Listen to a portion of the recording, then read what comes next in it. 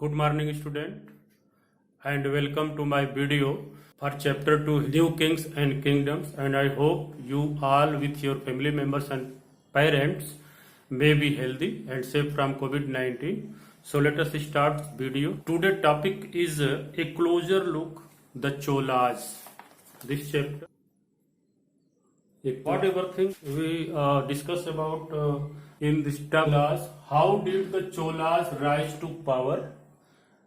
Temples and bronze sculpture means मूर्तियां, ढांचे, bronze जिसको हिंदी में कांसा बोल, agriculture and irrigation, how peoples agriculture their cropping lands and what were the methods of irrigation, how did the Cholas rise to power. ये चोला जो king थे, ये इनके पास शक्ति कैसे आई, ये कैसे शक्तिशाली हुए। तो let us see from Urayur to Tanjavur. Urayur is a deltaic place on the Kaveri, river bank of Kaveri. A minor chief family known as the Muttarayyar or in the Kaveri Delta. Kaveri नदी जहाँ delta बनाती है समुद्र के किनारे, वहाँ कुछ regions में एक फैमिली रहती थी जिसने कैप्चर कर लिया था, मोस्ट पावरफुल हो गई थी लोकल में। उस फैमिली का नाम था Muttaraiyar. They were subordinate to the Pallava kings of Kanchipuram. Kanchipuram capital था पल्लव किंग्स का, पल्लव डायनेस्टी का।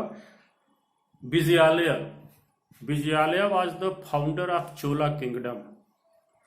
तो Vijayalaya who belong to the ancient chiefly family of the Cholas from Uraiyur captured the delta from the Muttaraiyar. Kaveri delta में जो रीजन पे कब्जा मुटरैयार फैमिली का था, विजयालय ने उसको कैप्चर कर लिया, छीन लिया। He build the town of Thanjavur. इसके बाद वहां का शासक बन गया, तो उसने एक सिटी बसाया, एक टाउन बसाया जिसका नाम तंजावुर था। And a temple of goddess Nishumbhasudini there, goddess Durga. Nishumbha को मारने वाली गॉडेस दुर्गा थी, तो उनका नाम निशुम्भशूदिनी साउथ में बोला जाता है। 20 ईयर्स विजयालय ने रूल किया इस एरिया पर। द सक्सेसर ऑफ विजयालय के जो उत्तराधिकारी थे, उसमें इसका बेटा जो था उसका नाम था Aditya. He was also become king, उसका नाम आदित्य चोला था। सो कंक्वर्ड नाइबरिंग रीजन्स, पड़ोसी के क्षेत्रों को इन्होंने जीता। किसने? विजयालय के जो सक्सेसर थे, उत्तराधिकारी थे, उन्होंने। And the kingdom grew in size and power, और जो राज्य इनका था वो साइज में, आकार में भी बड़ा हुआ, क्योंकि इन्होंने अगल बगल के जितने भी पड़ोसी क्षेत्र थे उनको जीत लिया। दूसरा, शक्ति भी बढ़ी। The Pandyan and the Pallava territory of the south and north were made. तो पांड्य और पल्लव, तो नॉर्थ साइड में पल्लव और साउथ साइड में पांड्य के जो किंगडम थे, राज्य थे, उसके बीच में इसने एक किंगडम इस्टेब्लिश किया। Were made part of this kingdom Rajaraja first considered the most powerful Chola king, become king in 985 and expanded control over most of these areas। अपनी शक्ति को अगल बगल के एरियाज में, रीजन में इसने बढ़ाया। He also recognise the administration is called in Hindi प्रशासन। इसने प्रशासन को रिकॉग्नाइज किया, पहचान दिया, यानी प्रशासन को चुस्त और दुरुस्त किया। Of the empire Rajaraja son Rajendra first, Rajaraja first का जो सन था, बेटा था, Rajendra first. Conquered his policies and event raided the Ganga valley. Ganga valley situated in north, Ganga नदी की घाटियां। तो प्रयागराज से इसने जो है केन में, बड़े बड़े डब्बों में भर करके, घोड़ों पे लाद करके पानी यहां से गया, गंगा का पानी गया, हॉली वाटर। और इसने एक सिटी बसाया राजेंद्र फर्स्ट ने, that was the Gangaikonda Cholapuram. Gangaikonda means in Chola language Ganga को जीतने वाला। गंगा को इसने, यानी गंगा वैली में जितने किंगडम थे इसको जीता। उसके बाद वेस्ट बंगाल, जहां पाल डायनेस्टी थी, उसको हराया इसकी आर्मी ने। इसके बाद पानी लेकर के गया और गंगई कोंडचोलपुरम नामक एक टाउन, कैपिटल सिटी भी अपना बनवाया। इसके बाद उसमें इसने एक पॉन्ड, हाली पॉन्ड जो है कंस्ट्रक्ट करवाया, एक तालाब खुदवाया और उसमें सारा जो हाली वाटर ऑफ गंगा था, गंगा का जल था, उसमें डलवा दिया। और वो हाली पॉन्ड्स में लोग जो गंगा आकर के नॉर्थ इंडिया में नहीं स्नान कर पाते थे, उसी पॉन्ड्स में जो है बाथिंग करते थे। Rajendra first continued his policy and even raided the Ganga Valley, Sri Lanka, इसने श्रीलंका कंक्वर्ट किया था। Countries of south east Asia, developing a navy for this expedition. Expedition का मतलब होता है अभियान। तो किंगडम्स को, सारे राज्यों को जीतने का अभियान के लिए इसने एक नेवी भी बनाया था फॉर ओवरसीज कंट्रीज। अब इसने किन किन कंट्रीज को कंक्वेस्ट किया, जीता था, जो हिस्ट्री में मिलता है। दैट्स वेयर गंगा नॉर्थ में, इसके बाद across the Indian ocean, that was Sri Lanka, Maldives, इसके बाद इंडोनेशिया, मलेशिया, जावा, सुमात्रा, मलय आइसलैंड्स, जो साउथ एंड थाईलैंड का दक्षिणी भाग भी इसने जीता था। इसके बाद जावा, सुमात्रा, कंबोडिया, मतलब बहुत से जो भी ईस्ट एशिया है, ईस्ट एशिया की ज्यादातर कंट्री को इसने कंक्वर किया था, जीता था। किसने? राजेंद्र चोला ने। पावरफुल नेवी था, इसकी नेवी को मैरीटाइम नेवी बोलते हैं। तो Rajendra Chola was the first powerful king that created a strong navy. इतनी नेवी स्ट्रांग थी कि बे ऑफ बंगाल की खाड़ी को उस समय जो चोल झील बोला जाता था, चोल लेक, पूरे बंगाल की खाड़ी में चोल नेवी ही रहती थी। यानी कि इसकी नौसेना की जो भी जहाज थे, शिप्स थे, पूरा कवर करके रखा था। क्योंकि श्रीलंका को जीता, मालदीव को जीता, इंडोनेशिया, मलेशिया, थाईलैंड, सबको कंक्वर्ट कर चुका था। तो बहुत बड़ा किंगडम इसका था। इसको हम एक तरीके से इंटरनेशनल किंगडम भी बोलेंगे, क्योंकि इंडियन मेन लैंड के आगे जाकर के, ओवरसीज को जाकर के इसने कंक्वर किया था। After that temples and bronze sculpture. So Chola Kings build splendid temple. Splendid का मतलब होता है जानदार, शानदार, बहुत भव्य मंदिरों का निर्माण करवाया। और they granted lands for the feedback of that temples. So this was the tradition in that time.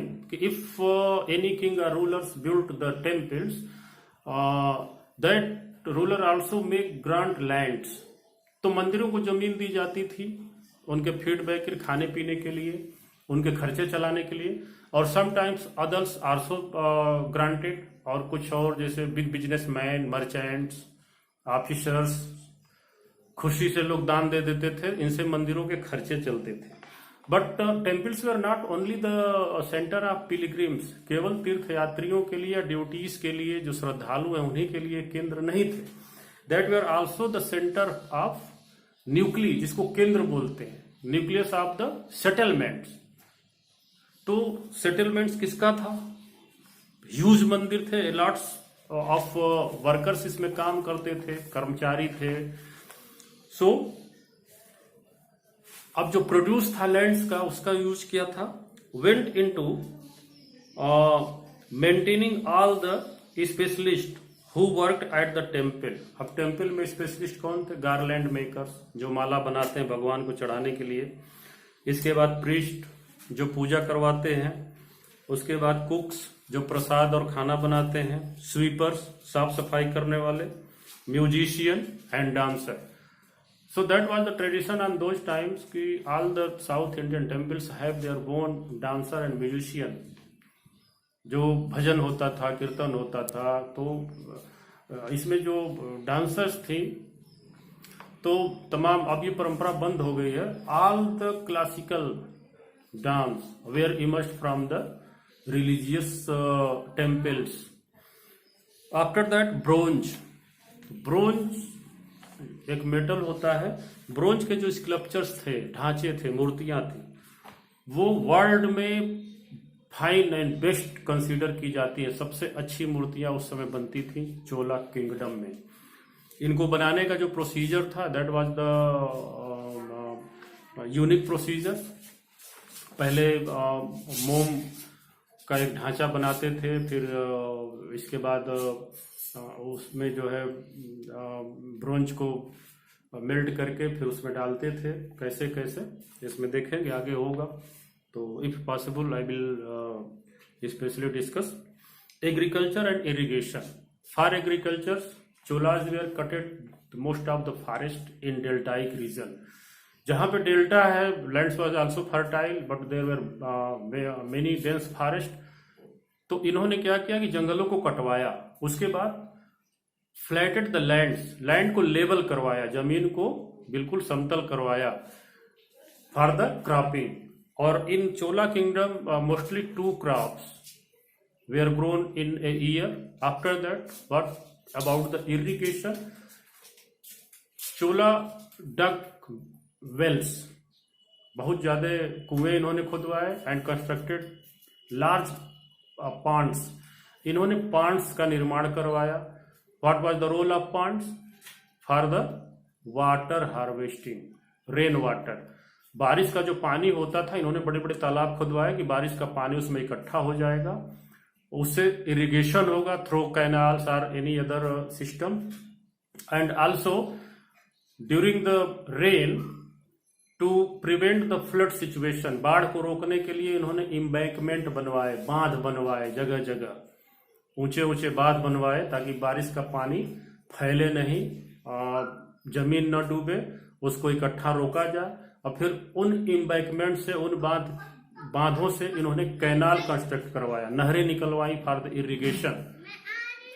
और स्पेशली वाटर कंजर्वेशन का इन्होंने ऑर्डर किया था, बुक में हो भी सकता है नहीं भी। तो वाटर हार्वेस्टिंग भी मिलता है, क्रॉपिंग लैंड्स क्रिएशन भी मिलता है। और इसके बाद इनका बिल्कुल डैम और इरिगेशन के सिस्टम के लिए बिल्कुल एक सेट वर्क था, पीपुल्स को करना पड़ता था। तो you will read in your books the closure look for Chola and you could better understand after reading your book also. And rest other things I will discuss in next video. Okay, thank you, have a good day. Jai Hind.